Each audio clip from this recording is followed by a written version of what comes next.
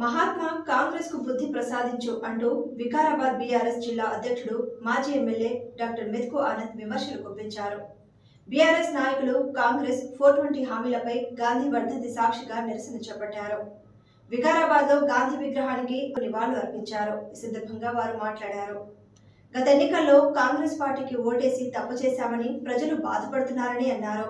మహాత్మా కాంగ్రెస్ పార్టీకి ప్రభుత్వానికి మంచి ఆలోచన ప్రసాదించిన వారని వారిచ్చిన 420 హామీలను వెంటనే నెరవేర్చే విధంగా కాంగ్రెస్ నాయకులకు బుద్ధి ప్రసాదించాలన్నారు. ఈ కార్యక్రమంలో వికారాబాద్ నియోజకవర్గ భారత రాష్ట్ర సమితి నాయకులు ప్రభాకర్ రెడ్డి, గోపాల్, సురేష్, హనుమంత్ రెడ్డి, చంద్రశేఖర్ రెడ్డి తదితరులు పాల్గొన్నారు. నివాళులు అర్పిస్తూ ఈ కార్యక్రమానికి విచ్చేసిన టీఆర్ఎస్ పార్టీ నాయకులకి మరియు పత్రికా మిత్రులందరికీ పేరు పేరున నమస్కారం తెలియజేస్తూ, ఈ రోజటి వరకు కాంగ్రెస్ ప్రభుత్వం ఏర్పడి 420 రోజులు గడిచిపోయినాయి.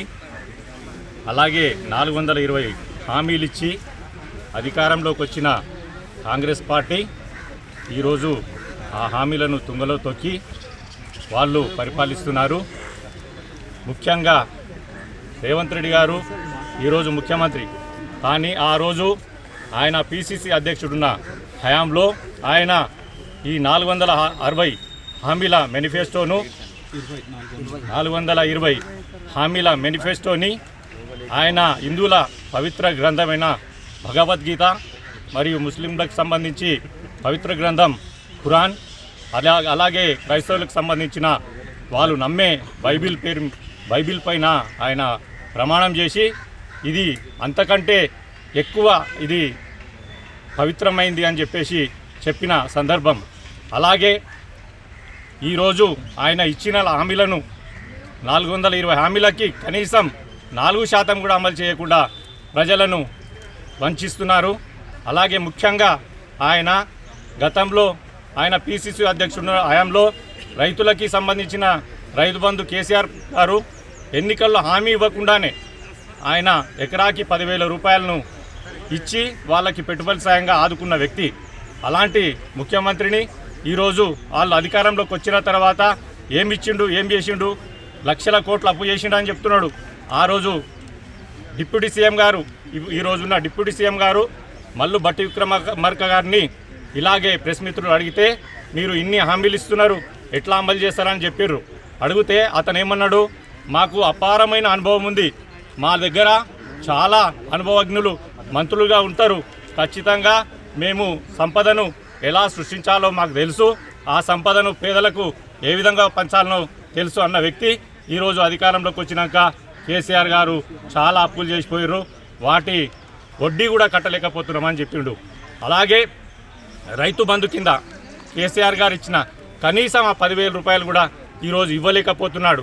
ఆ రోజు ఎన్నికల హామీల్లో రైతు భరోసా కింద వాళ్ళు ఎకరానికి 15,000 రూపాయలు పెట్టుబడి సాయంగా ఇస్తామని చెప్పి ఎన్నికల హామీలో ఇచ్చిర్రు.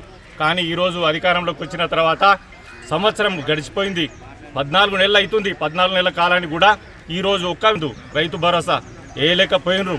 రైతులను అదొకటి పెట్టినరు, అది కూడా పేరుకు లేదు. తర్వాత ఇంకొక 6 గ్యారంటీ ఏం పెట్టిర్రు, చేయూత అంటే కేసీఆర్ ఏదైతే ఆసరా పెన్షన్లు ప్రతి నెల వారి అకౌంట్లలో లేకుంటే పోస్ట్ ఆఫీస్ ద్వారా గ్రామంలో వార్డులలో తిరిగి ఇచ్చేటువంటి ఏదైతే పెన్షన్ ఉందో 2,000 కొండపోయి 4,000 చేస్తా అని చెప్పాడు. కానీ ఆ 2,000 ఇచ్చే దిక్కు లేదని ఇంకా 2,000 పెన్షన్ కూడా కొన్ని నెలలు అంటే 1 నెలలో 2 నెలలో ఎగగొట్టినరు తప్ప 4,000 చేసింది లేదు, ఏం లేదు. ఎంతసేపు కేసీఆర్ చేసిన కన్నా ఎక్కువ చేసామని చెప్పారు, కానీ ఆ కేసీఆర్ చేసింది కూడా వీళ్లకు చేయడానికి చేత కావడం లేదు. ఈ విధంగా 6 గ్యారంటీలు ఇచ్చి అన్ని రకాలుగా ప్రజలను మోసం చేస్తున్నది కాంగ్రెస్ ప్రభుత్వము.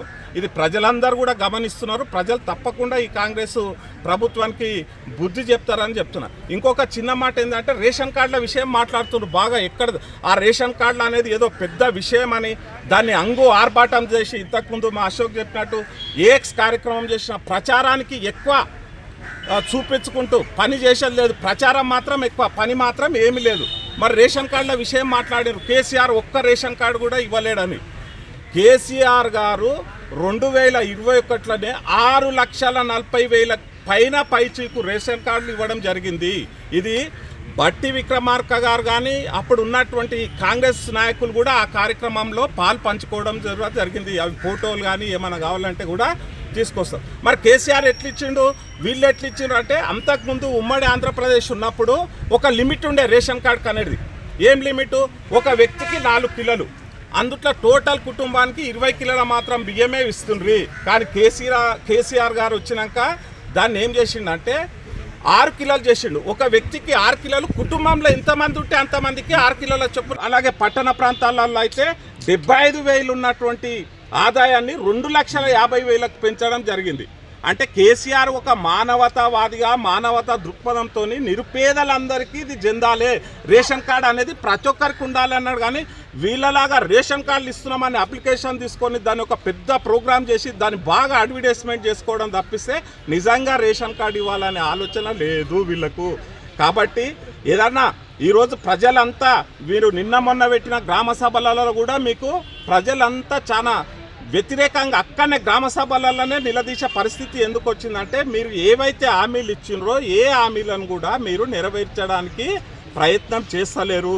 చెప్పుడు తప్పిస్తే చేతలలో మీది ఏది కూడా లేదనేటువంటిది ప్రజలు చెప్తున్నారు.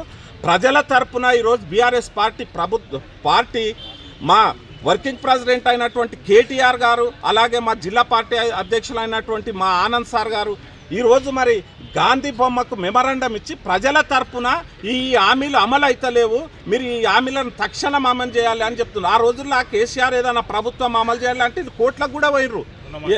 ఎందుకంటే ఎలక్షన్లు అవి ఇవి అని కోట్లకు కూడా పోయినరు. కానీ ఈరోజు బీఆర్ఎస్ పార్టీ ఏ కోర్టు కాదు, మీరు ప్రజల పక్షాన నిలబడి ప్రజలకు కావాల్సిన ప్రతి హామీని అమలు చేయాలనేదే బీఆర్ఎస్ పార్టీ ప్రజల పక్షాన పోరాటం చేస్తుంది తప్పిస్తే ఇంకోటి కాదని దీన్ని తెలియజేస్తూ, సరే ఈ అవకాశం ఇచ్చినందుకు అందరికీ ధన్యవాదాలు తెలియజేస్తూ ఆయనకు నివాళులు అర్పించి రాష్ట్ర పార్టీ పిలుపు మేరకు కాంగ్రెస్ ప్రభుత్వం అధికారంలో రావడానికి 420 హామీలు ఏవైతే ఇచ్చారో అవి అమలు చేయాలని చెప్పి మహాత్మా గాంధీ గారికి మెమరాండం ఇవ్వాలని రాష్ట్ర కమిటీ పిలుపు మేరకు ఈరోజు జిల్లా పార్టీ నాయకులంతా ఈరోజు వికారాబాద్లోని గాంధీ పార్కులో గాంధీ గారికి మెమరాండం ఇవ్వడం జరిగింది.